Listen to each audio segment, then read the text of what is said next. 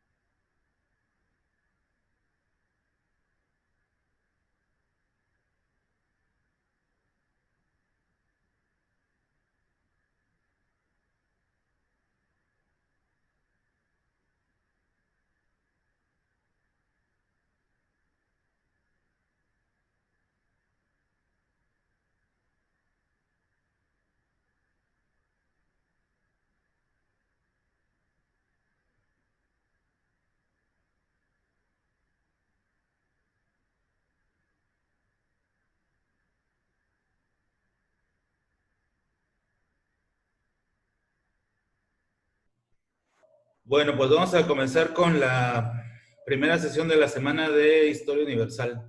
Es la sesión número 22 de hoy, 1 de junio. Eh, Vamos a analizar en la clase de hoy algo que se conoce como el nuevo orden mundial. No confundir con esta parte de esa teoría de la conspiración en el sentido de que eh, mm, hay una confabulación secreta entre las grandes corporaciones y algunos presidentes y las personas más importantes en el mundo y que mueven los hilos de la economía y todo eso. Hablemos de lo que realmente es, o de los que sí podemos afirmar que es el nuevo orden mundial, que en este caso estamos hablando de un conjunto de países que a través de diferentes mecanismos, sobre todo los mecanismos relacionados con la ONU, pero sobre todo los organismos económicos como el Banco Mundial, como el Fondo Monetario Internacional, marcan la política del resto de los países del mundo. Es decir, ¿quieres un préstamo económico para salir de la crisis X? Ok, aquí está el préstamo económico, pero te tienes que alinear a ciertas condiciones y todo lo demás. Entonces, entendamos por orden mundial aquella forma de llevar a cabo la política global por los líderes del mundo, los países más importantes, desde el fin de la Segunda Guerra Mundial hasta nuestros días. A eso se le llama nuevo orden mundial. Estamos más allá de la imposición militar, estamos más allá de la imposición de un régimen como el capitalismo, como el socialismo, como el comunismo. Ya estamos hablando de un nuevo orden y ese nuevo orden está relacionado con la economía. En lugar de hablar acerca de aviones cazabombarderos, de tal misil, de tal alcance, estas naciones poderosas tienen para ello organismos internacionales, que son los que se encargan de establecer las pautas a través de las cuales se tienen que conformar el resto de los países del mundo sometidos a estas grandes potencias. ¿Quiénes son principalmente? Bueno, desde luego que está encabezada por Estados Unidos, el nuevo gigante económico muy en años no tan lejanos llamado a ser la primera potencia del mundo, que es China.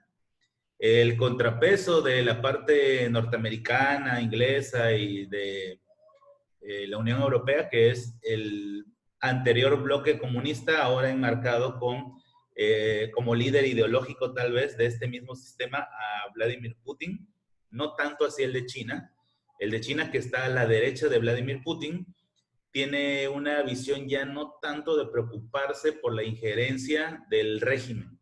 Él se interesa porque China inunde los mercados, entra a tu mercado. De hecho, México tiene una importante participación china en la economía. A partir de los últimos años, en el sexenio antepasado con Calderón comenzó, se afianzó con Enrique Peña Nieto y ahora ya con Andrés Manuel también hay acuerdos comerciales muy, muy importantes con los chinos. Entonces, estas nuevas potencias, a excepción de una, la Corea del Norte, que está en la imagen abajo de Vladimir Putin. Eso sí es un tipo de contrapeso ideológico. Es la imagen viva de la militarización del régimen totalitario, de la imposición, de la disciplina, de cómo un régimen teniendo el control total de la población puede dirigirlo. Porque si tú le preguntas a ellos cómo está su país, van a decir que está muy bien, que es un país estable, que no hay lo que hay en el resto del mundo. Pero si tú le preguntas al resto del mundo cómo ve a Corea del Norte, privaciones, no hay libertad, no hay libertad de prensa, intervención incluso en las redes sociales e internet para que no pueda la gente interactuar, restricciones de todo tipo. Entonces, bueno, esos son los principales ideólogos del nuevo orden mundial, son los protagonistas, por así decirlo, ¿no? Y un poquito atrás, a lo mejor Alemania con Merkel, a lo mejor Inglaterra en cuanto a la economía, ¿no? Que está un poco adelantado del resto de Europa. Protagonismo cada vez menor, pero no deja de ser importante, de Francia. En otros años, vean cómo ha cambiado el orden mundial, por eso se llama nuevo orden mundial, porque involucra la parte política, económica y militar.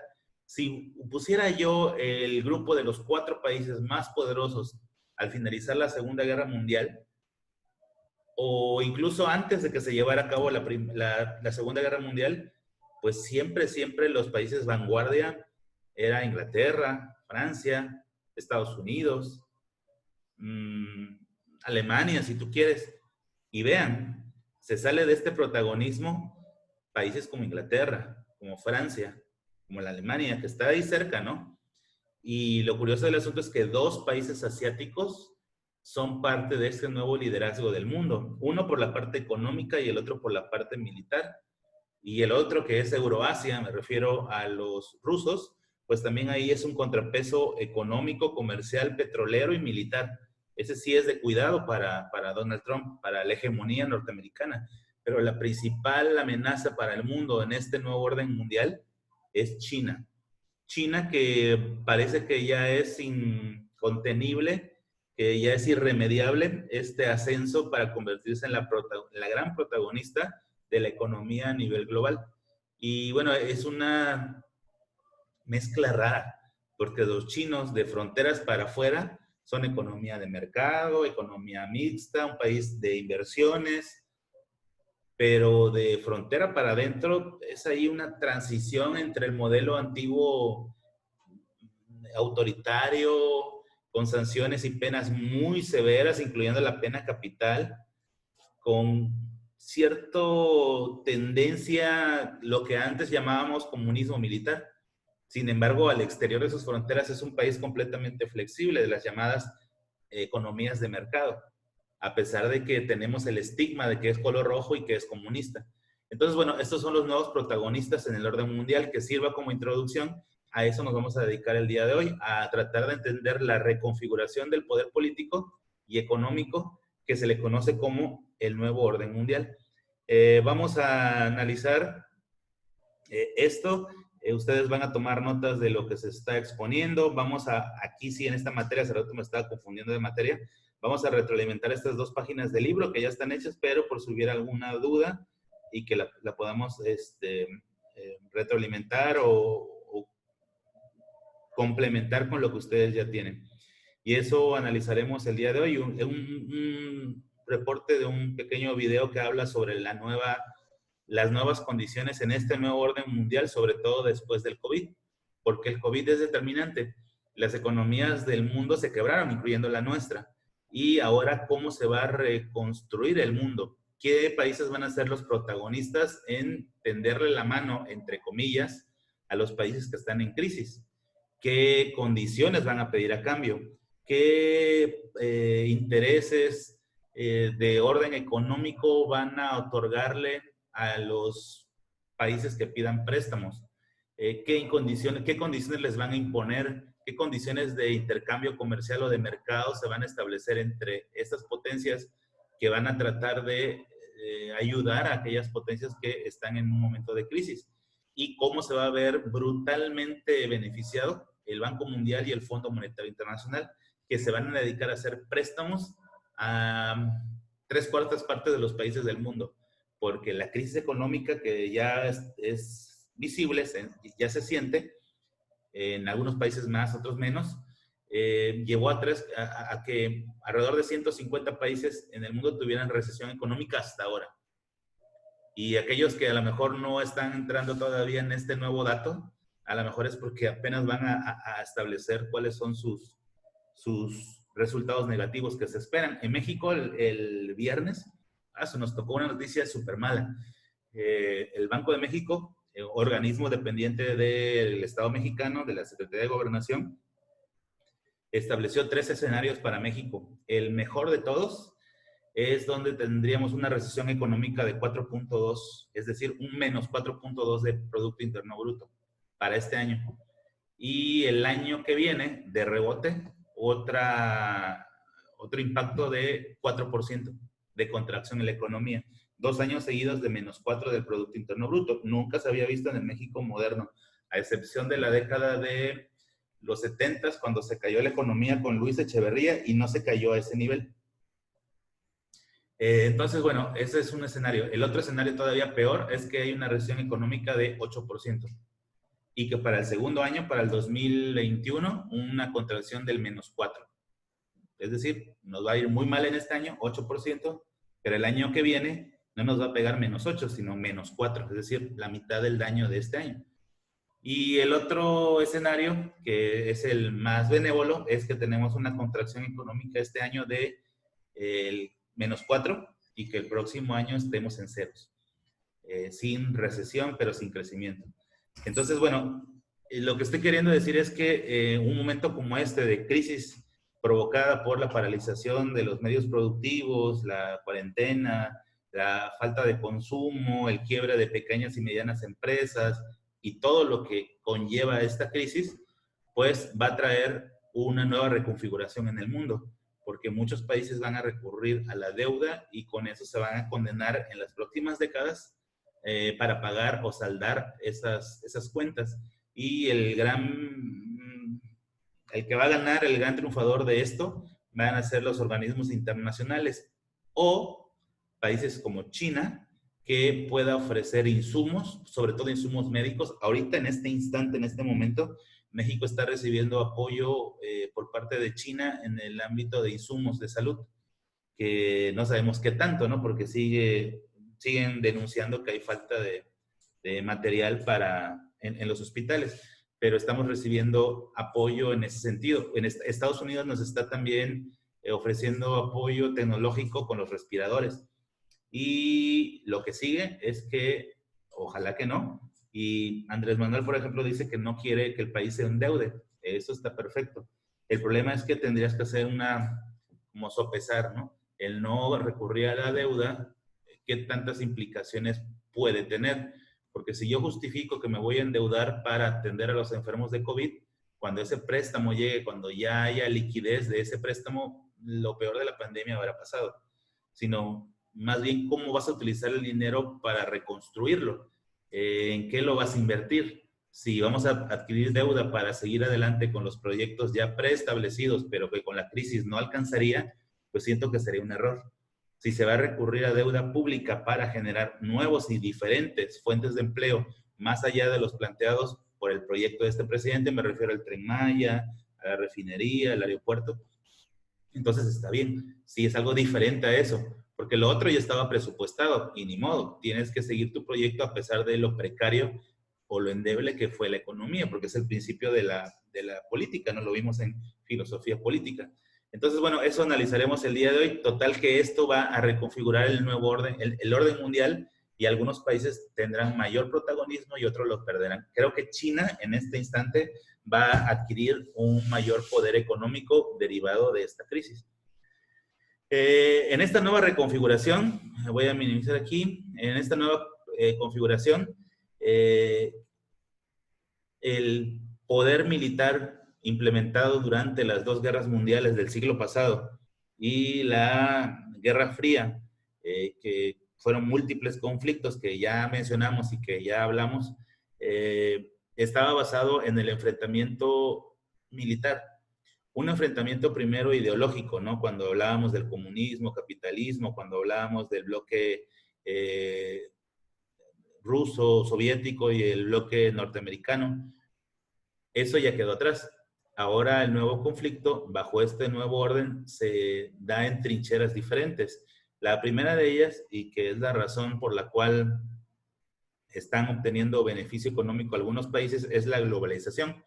Y la globalización, que es la imagen que intento que entiendan con esto, con esta imagen, va más allá de la globalización en cuanto a la movilización de la gente, más allá del color de la piel, en donde en Europa encuentras a mucha gente de raza negra por la migración africana, mucha gente árabe por la migración del cercano y Medio Oriente, que en Estados Unidos sea un mosaico multicultural en donde hay una mezcla de todas las razas, incluyendo la asiática, y la que menos hay es justamente la nativa, la amerindia, ¿no? Cuando el exterminio en las 13 colonias en contra de los amerindios, pieles rojas, cheyennes, lo que menos hay, pero de ahí en fuera hay una gran multiculturalidad en este país. No me refiero a esa globalización, nada más la imagen sirve para explicar de paso qué es la globalización.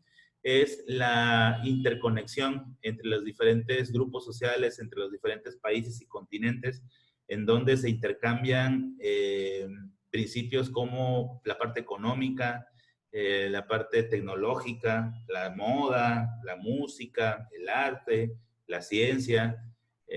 Por ejemplo, si ahorita encontraran una vacuna en esta región de aquí de China, pues obviamente debido a este proceso globalizador, esa vacuna contra el COVID llegaría a todas partes del mundo en este proceso globalizador. Es decir, que los beneficios, pero también los perjuicios que ocurren en ciertas regiones o zonas terminan afectando al resto de los países. Eso es pues la globalización. Que por cierto, en este ejemplo que puse, que si China le gana a Estados Unidos a crear la vacuna, China se va a catapultar como un país donde va a tener injerencia en aquellos países donde pueda vender su vacuna. Y debido a la psicosis y el terror provocado por la pandemia, muchos países van a hacer acuerdos con China siempre y cuando le gane la carrera a Estados Unidos en la creación de la vacuna, que Estados Unidos está siendo apoyado por Europa, desde luego. Entonces, bueno, eso es globalización. Ahora, hablando de el otro bastión de lo que es el nuevo orden mundial, es el que era antes el neoliberalismo, que es esta tendencia de la liberación de los mercados. ¿De dónde viene? A partir de la anterior nota de acá, ya es apuntes para ustedes, el concepto de globalización, pero visto desde este punto de vista económico, no nada más la parte de moda, la cultura. Económicamente es la interdependencia que hay entre las diferentes naciones, incluso entre los diferentes continentes. Hay acuerdos comerciales, préstamos económicos, empresas transnacionales que están en todas partes del mundo. Así pues, por ejemplo, tienes a Vitromex mexicana de Monterrey, Nuevo León, haciendo paneles en todos los microondas del mundo o en todas las estufas con horno en el mundo. Me parece que tiene acaparado el 90% de estos paneles, esta marca Vitromex, que es mexicana. Tienes al llamado pan de caja de Grupo Bimbo en todas las mesas de todas partes del mundo, en todos los continentes. Esto es globalización, la interdependencia económica entre las diferentes regiones o países, en donde lo que los une o el lazo que nos une es el intercambio comercial, la venta de productos, las patentes, los acuerdos comerciales, los préstamos económicos, las grandes transnacionales, incluyendo los bancos. Por ejemplo, la banca mexicana es eminentemente extranjera, a excepción de uno, ¿no? Que es Banorte. Entonces, bueno, eso es la globalización. Y el otro bastión del nuevo orden mundial, además de la globalización, es el neoliberalismo. ¿Qué es el neoliberalismo? Es parecido, se monta en la globalización en el sentido de que los productos que se venden en este liberalismo económico pueden transitar por cualquier parte del mundo. Así tienes a una empresa despachadora de hidrocarburos como Shell teniendo presencia en cualquier parte del mundo. Tienes a un Walmart teniendo diferentes centros comerciales en cualquier país del mundo. y eso acerca a un mundo cada vez menos dividido por culturas o costumbres nativas o propias y más bien a una tendencia a un tipo de cultura global, ¿no? Antes era muy típico que el mexicano escuchaba música mexicana y que tenía un estereotipo en la forma de vestir y ahora no. Ahora cualquiera de ustedes, como normalmente sale un fin de semana a pasear a alguna plaza, si hubiera un teletransportador y me los pusiera yo en medio de, en Tokio, Japón, o los pusiera en Praga, los pusiera yo en Ottawa, en Canadá, difícilmente se vería una diferencia, difícilmente se vería extraño por intercambio racial, por la parte de la moda, la forma de vestir, la tecnología, la marca de los teléfonos, de sus tenis, de la mochila, del reloj, es parte de este proceso globalizador y se apoya en la globalización el neoliberalismo. Pero, ¿qué es el neoliberalismo? Es un sistema que nace al finalizar la Segunda Guerra Mundial, para que vean que el neoliberalismo ya es algo viejito. De hecho, les decía yo en otras clases que ya está en desuso, por más que luego le sigamos llamando así al sistema económico imperante. A lo mejor nosotros sí estemos transitando apenas por el neoliberalismo, porque llevamos un atraso de varias décadas en comparación con la dinámica de otros países. El neoliberalismo es el nuevo liberalismo a partir de 1945, como producto, como resultado del fin de la Segunda Guerra Mundial. Se reconfiguran los países. Ya no hay ese liberalismo donde en realidad era un sistema de explotación de un país sobre el otro. Todavía seguían existiendo los imperios, a pesar de que estaba prohibido desde la Primera Guerra Mundial. Y el neoliberalismo entonces es la modernización del liberalismo clásico. A partir de 1945 toma este nombre. ¿En qué consiste el neoliberalismo? Es una forma de liberalismo, pero ahí le agregas algunos componentes que antes no existían. El primero de ellos es la globalización. ¿Por qué la globalización? A ver si entendemos esto. Con el estallido de la segunda revolución industrial, aviones, barcos, medios de transporte como los trenes bala, como el transporte terrestre a través de trailers o de autobuses, modifican y cambian completamente la forma de hacer comercio a nivel global. Ahora los productos pueden estar cerca de ti a las horas. Tú, antes de que existiera la pandemia, comprabas un producto a través de un buen sistema de compra virtual y te podía llegar al siguiente día, a pesar de que el producto estaba en Estados Unidos o Canadá, a través de envío por paquetería. Entonces, eso modificó y cambió la forma de hacer comercio, derivado de la tecnología, derivado de la segunda revolución industrial, derivado de los medios de transporte, ahora modernos. Entonces, ahora sí estamos hablando de globalización, gracias a la tecnología, primero por los transportes, y luego la tecnología nos lleva también a la creación de redes informáticas en donde podemos comprar productos de todas partes del mundo en un enorme mercado, ¿no? De hecho, la empresa más rica del mundo, que es Amazon, pues hace esto, ¿no? Es una plataforma en donde se venden productos y cualquiera puede entrar a la plataforma, se paga un porcentaje, una cuota, y el sitio ofrece tu producto a cualquier parte del mundo. Hay envío, tienen mucha eficiencia y todo eso, ¿no? Entonces, bueno, es parte de las nuevas tecnologías. Entonces, el proceso de neoliberalismo está asociado como notas. Primero, el neoliberalismo comienza en 1945. Está asociado a la tecnología, a la segunda revolución industrial, a la revolución de los medios de transporte, sobre todo el avión, en donde ahora se trasladan vía aérea los productos tan pesados como un auto, por ejemplo.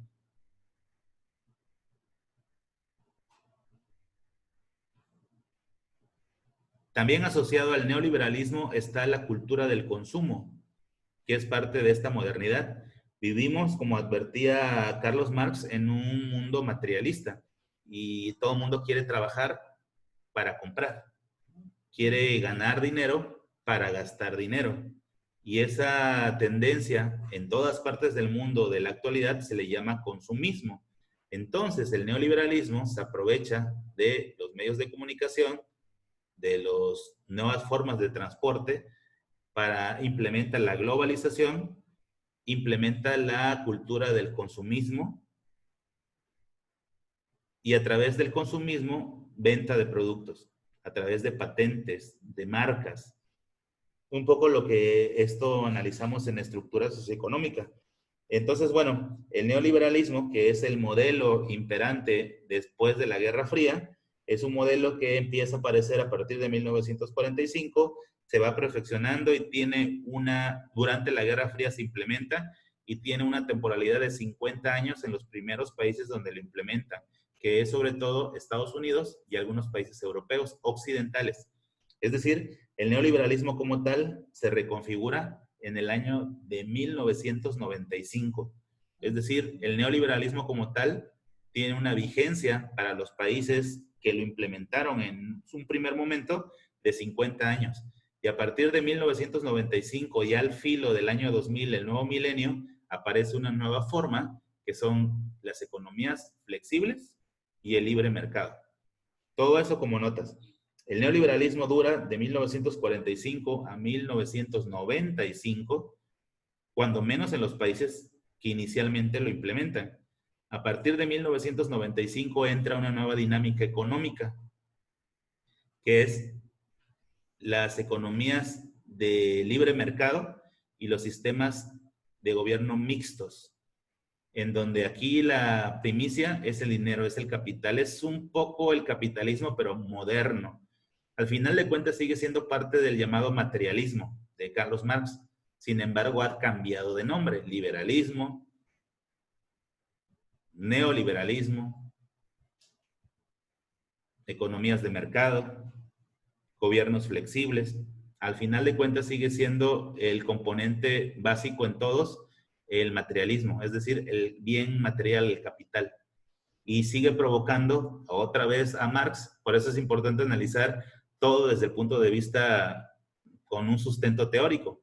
Otra vez Marx diciendo, oigan, cuidado con esto porque va a provocar una lucha de clases entre el que tiene y el que no tiene, entre el que explota a los demás para buscar beneficios económicos, y no ha cambiado. Ha cambiado de nombre, lo que no ha cambiado es el modelo de explotación. Y vea la imagen de las economías modernas, como prácticamente se puede dividir en tres grandes bloques. En lugar de banca, además de banca, son los grandes inversionistas, los dueños del capital.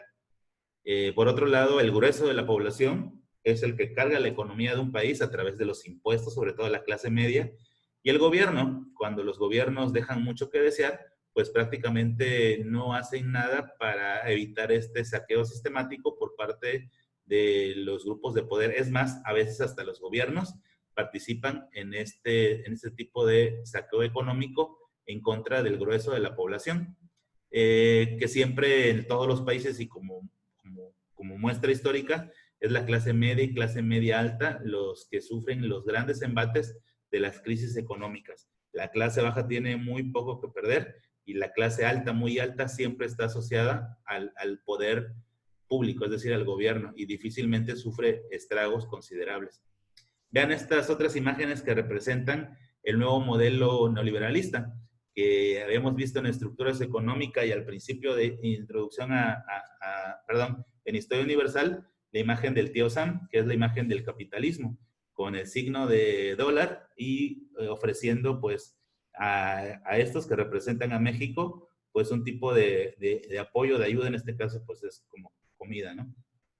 Y en esta otra imagen de acá, pues vean cómo muchas veces el sistema bancario, representado hoy en día en este tema con el nombre de Banco Mundial y Fondo Monetario Internacional, junto con los gobiernos, se organizan y el que siempre sufre mayor precariedad, el que más sufre los embates, es el propio pueblo, ¿no? Y es un poco la imagen ilustrativa, casi como sátira, de la realidad que nos está tocando vivir. Ahora, en este nuevo orden mundial que ya quedamos que ahora es liberalismo, ya no es neoliberalismo, sino que son economías de mercado, estos cuatro protagonistas ¿Qué va a pasar con el nuevo orden mundial después de una crisis como la que estamos viviendo? ¿Será que China resurge y toma el protagonismo? ¿Será que Vladimir Putin de alguna u otra manera impulse un nuevo tipo de protagonismo? Donald Trump, que prácticamente su política o su popularidad está cayendo de manera importante. De hecho, el fin de semana manifestaciones en todo el país exigiendo su renuncia o un juicio político, y pronto van a ser las elecciones para renovar mandato de 4 años y veremos cómo le va. También en nuestro país, el fin de semana, hubo múltiples manifestaciones en varios estados, 14 estados me parece, exigiendo la renuncia del presidente actual, ¿no? Que bueno, no es ninguno de los protagonistas de estos, pero bueno, es parte de la dinámica de la política actual. ¿Por qué está sucediendo esto? ¿Por qué en muchos países del mundo el pueblo está alzando la mano? ¿Será por el nivel de hartazgo? ¿Será porque ahora estén más educados? ¿Será por qué será? Y casi siempre la respuesta de los especialistas es que tiene que ver con la difusión de la información a través de las redes sociales. Este presidente, nuestro presidente, este presidente puede dar un informe, puede presentarte unos datos, pero las redes sociales presentan la contraparte, es como que el contrapeso. Y es ahí donde debemos de nosotros también tener participación, siendo contrapeso necesario y obligatorio para que el poder político no termine absorbiéndonos, ¿no? Bueno, vamos a ver este video sobre qué va a ocurrir en los próximos meses o años con respecto a esta crisis. Gestionar las relaciones entre Estados Unidos y China parece ser el mayor reto de ambas naciones una vez se supere la crisis originada por el COVID-19. Esta relación se ha ido deteriorando y la pandemia ha dejado ver la imposibilidad de que estos dos países estén estrechamente unidos. Hace unos meses, cuando se llegó a un acuerdo para terminar la guerra comercial, se pensó que las relaciones volverían a la normalidad. No obstante, a medida que la presión se fue incrementando al cuestionar el manejo y las decisiones alrededor de la pandemia, ambos países comenzaron a culparse mutuamente para desviar un poco la atención de sus errores frente al control del nuevo coronavirus.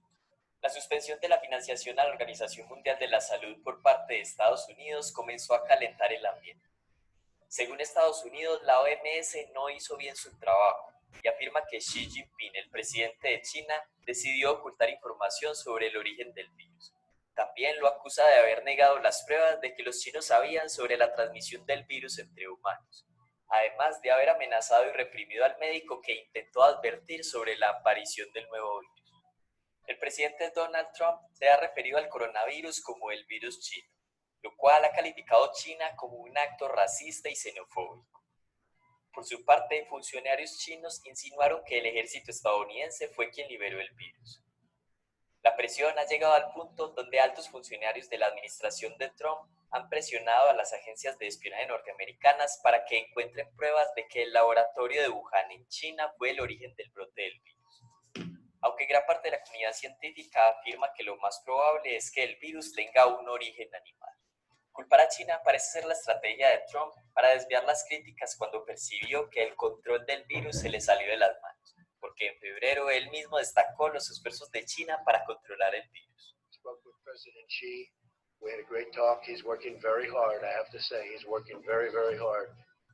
La pregunta es si estamos en un terreno previo a una nueva guerra fría. Se podría decir que el punto que materializó la Guerra Fría entre Estados Unidos y la Unión Soviética fue la ayuda económica. Estados Unidos, por medio del Plan Marshall, ayudó a reconstruir los países europeos después de la Segunda Guerra Mundial y evitar que se aliaran con la Unión Soviética. En cierta medida, China intenta hacer lo mismo. La falta de liderazgo mundial por parte de Estados Unidos durante la pandemia ha dejado un gran espacio a nivel geopolítico para que China lo ocupe relativamente fácil. Enviar ayudas y material médico a otros países es una forma de hacerlo. Así se deja ver como el país que controló el virus y ahora puede jugar a salvar el mundo como lo ha hecho Estados Unidos tantas veces. Un hecho no de menor importancia es que el país asiático ha incrementado sus acciones militares en el mar del sur de China. Es como una forma de mostrar que no está tan debilitado como se dice. De cierta forma, la pandemia sirvió como excusa para liberar años de frustración y desconfianza entre ambos países. Las tensiones incrementarán a medida que se sientan más los efectos económicos y sociales de esta crisis. Y con elecciones en Estados Unidos en noviembre, es probable que Donald Trump intensifique sus ataques contra China y la convierta en un instrumento político para ganar las elecciones. Los ataques internacionales han fortalecido internamente a Xi Jinping, lo cual le otorga más poder para reprimir a la disidencia china. Cuando los países se enfrentan a amenazas externas, suele suceder que la mayoría de sectores del país se unen en torno a su líder, y esto es solo más combustible para deteriorar aún más las relaciones entre ambos países. A pesar de que la economía china decreció un 7% en el primer trimestre del año, se espera que se recupere más pronto que Estados Unidos y el resto del mundo. Las fábricas han comenzado a funcionar y no se tuvo que endeudar hasta el cuello como lo hizo su contraparte, que sufrirá el mayor golpe a su economía desde la Gran Depresión. Con este panorama, los Estados Unidos tienen mucho que perder en el orden mundial. Si China logra desviar la atención sobre las críticas a la falta de transparencia de su gobierno, puede comenzar a crear un bloque político a su alrededor.